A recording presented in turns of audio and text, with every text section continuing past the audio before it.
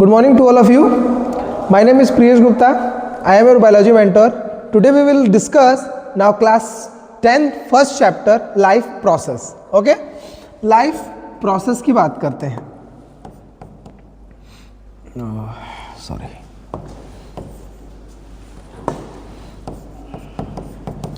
Life process. Okay? Now student, what is the life process? First of all, what is life process? हम क्या समझ सकते हैं, मतलब क्या पढ़ते हैं हम लाइफ प्रोसेस में? हम इस चीज को समझेंगे कि आखिर जीवन का ये जो प्रक्रम है, जो जीवन का ये चलने का रूटीन है, वो है क्या? कैसे एक ऑर्गेनिज्म या इतने सारे जितने भी ऑर्गेनिज्म है वो सरवाइव कर रहे हैं.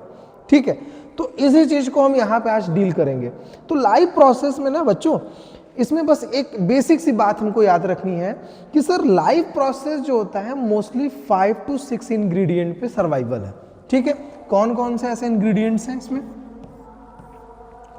जैसे कि आपको पता है कि एक खाना बनाने के लिए सबसे इंपॉर्टेंट चीज होता है मसाला. जितना खाने में अच्छा मसाला डालेंगे खाना उतना ही टेस्टी और स्वादिष्ट बनता है. उसी तरह इसमें अगर हम बात करें तो लाइफ प्रोसेस में आप जितना अच्छा फूड रिसोर्स इनटेक करेंगे हमारा लाइफ परफॉर्म उतना ही बेस्ट होता जाएगा. ठीक है, जैसे कि इसमें कौन कौन से प्रोसेस इंक्लूड होते हैं. सबसे पहला होता है इसमें न्यूट्रिशन. ठीक है, दूसरा इसमें बेटा होता है रेस्पायरेशन.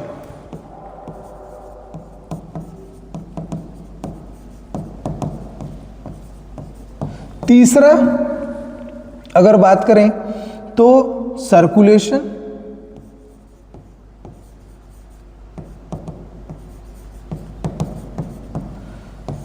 फिर उसके बाद पांचवा चौथा जो होता है सर्कुलेशन के बाद रेस्पायरेशन, सर्कुलेशन, फिर उसके बाद हमारा ट्रांसपोर्टेशन. सर्कुलेशन में मोस्टली ट्रांसपोर्टेशन आता है, लेकिन ये आपके तीन जो ऐसे मेजर है. दो और है, हम आपको इसको एंड में बताएंगे, जो कि उतना खास नहीं है, लेकिन ये तीन जो हमारे हैं बहुत इंपॉर्टेंट है. ठीक है, फिर उसके बाद एक्सक्रीशन होता है, डाइजेशन आता है. ठीक है, डाइजेशन भी एक इंपॉर्टेंट है.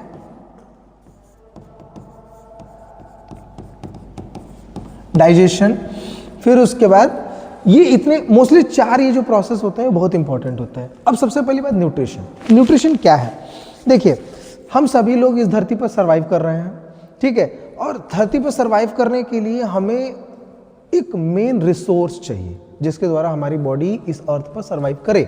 ठीक है, आप सभी को पता है कि सिंपल सी बात है, खाना,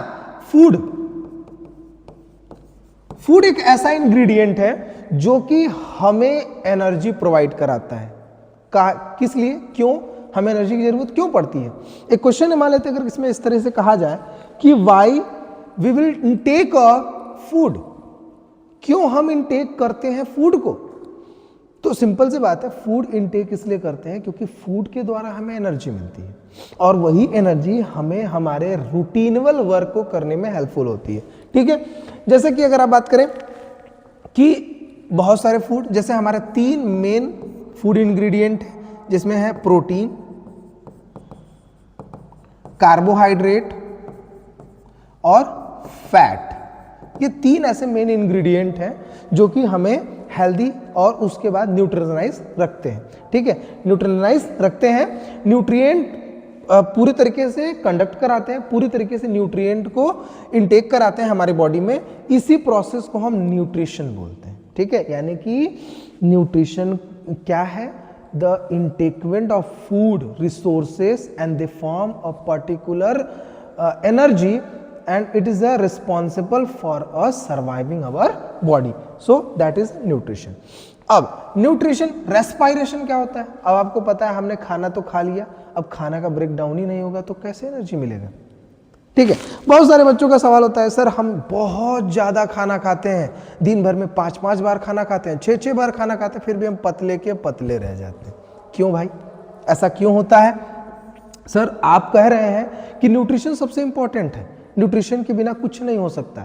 तो न्यूट्रिशन तो इंपॉर्टेंट है ही, लेकिन जब तक आपका रेस्पिरेशन अच्छा नहीं होगा, एनर्जी का ब्रेकडाउन अच्छा नहीं होगा, पूरा जितना बढ़िया आप काजू किशमिश पिस्ता बादाम खा रहे हैं पूरे का पूरा वेस्ट में चला जाएगा।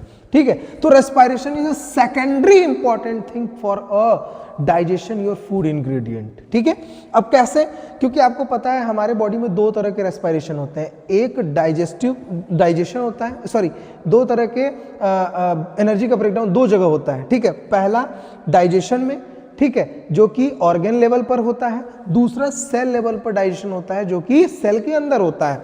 ठीक है, तो डाइजेशन जब अगर हम इनटेक बॉडी पार्ट्स में होता है, यानी कि सिंपल सी बात है हमारे स्टमक में डाइजेशन होता है, स्मॉल इंटेस्टाइन में डाइजेशन होता है, तो वहां पे जो डाइजेशन होने का प्रोबेबिलिटी है ना बेटा, वहां पे जो डाइजेशन होने की प्रोबेबिलिटी होती है वो आपकी मेजर होती है।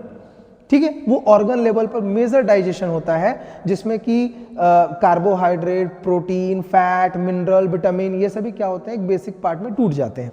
दूसरा अगर बात करें तो हमारा सेकेंडरी जो डाइजेशन होता है वो रेस्पिरेशन के द्वारा ही होता है। और कहाँ होता है? सेल के अंदर, क्योंकि आपको पता है ग्लूकोज हमारे सेल के अंदर जाता है और सेल के साइटोप्लाज्म में प्रेजेंट रहता है। जैसे रेस्पिरेशन होता है, उसी रेस्पिरेशन के दौरान ग्लाइकोलिसिस का प्रोसेस होता है, ये ग्लूकोज का ब्रेकडाउन होता है, किसमें?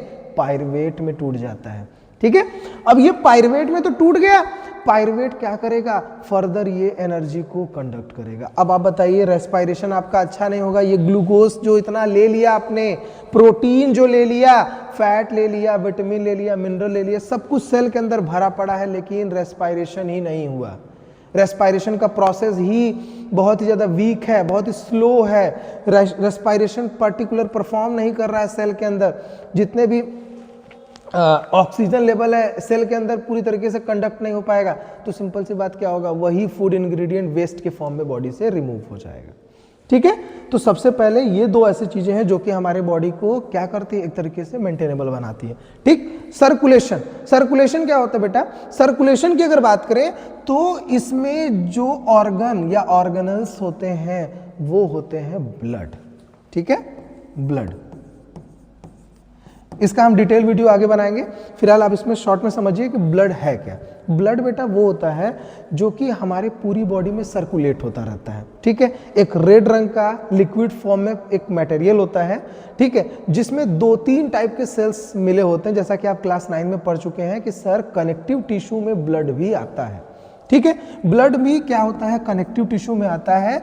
और अगर बात करें ब्लड की, तो ब्लड में आरबीसी, डब्ल्यूबीसी और प्लेटलेट्स तीन होते हैं, और एक और होता है जिसको हम बोलते हैं लिम्फोसाइट। ठीक है, तो ब्लड जो होता है, सबसे पहले डिस्कवरी किसने की थी? कार्ल एंड स्टीनर साहब ने इसकी डिस्कवरी की थी। किसने डिस्कवरी की थी? कार्ल एंड स्टीनर साहब ने इसकी डिस्कवरी की थी। और बेटा ये एक व्यक्ति को मार कर की गई थी। ठीक है, जैसे अगर बात किया जाए तो सबसे पहले इन्होंने एक गाय का ब्लड ह्यूमंस को चढ़ा दिया था। ठीक है, गाय का ब्लड जो है वो ह्यूमंस को चढ़ा दिया गया था। ठीक है, गाय का ब्लड, कट करिए एक मिनट। ठीक है, तो अब ब्लड की जो डिस्कवरी हुई थी वो कार्ल एंड स्टीनर साहब ने की थी। फिर बाद में ये ब्लड को बताया कि नहीं, ब्लड में ग्रुप्स होते हैं, उसमें जो होते हैं पॉजिटिव और निगेटिव्स होते हैं, जो कि उसको कंडक्ट कराकर ही ब्लड को ट्रांसपोर्ट या ब्लड को क्या डोनेट किया जाता है। ठीक है, तो ब्लड जो होता है हमारे बॉडी में किसी भी मटेरियल का ट्रांसपोर्ट करता है। जैसे आपको पता है कि चोट लग गई, दवा खाते हैं आप, एक तो एक्सटर्नली यूज करते हैं और एक इंटरनली इनटेक करते हैं, तो वो दवा वहां तक पहुंचती कैसे? क्योंकि उसमें प्रोटीन्स लगे होते हैं, वो अपने आप ब्लड के द्वारा उस ऑर्गन तक पहुंच जाते हैं। ठीक है, तो ब्लड जो होता है हमारे बॉडी का एक सर्कुलेटरी मटेरियल होता है जो कि फूड, ऑक्सीजन और सप्लीमेंट्री मटेरियल को ट्रांसपोर्ट करते हैं। ठीक है, डाइजेशन, जैसा कि हमने बताया कि डाइजेशन, न्यूट्रिशन हम इनटेक करते हैं तो उस न्यूट्रिशन को डाइजेस्ट करने का काम डाइजेस्टिव सिस्टम के द्वारा होता है। और डाइजेशन हमारे बॉडी में कहाँ प्रेजेंट होते हैं? हमारे बॉडी में जो भी एलिमेंट्री कैनाल है उसी में डाइजेशन का प्रोसेस कंप्लीट होता है। ठीक है, तो ये एक लाइफ प्रोसेस का बेसिक फंडामेंट था, और यही एक जो होता है लाइफ प्रोसेस को सस्टेनेबल बनाता है। ठीक है, थैंक यू।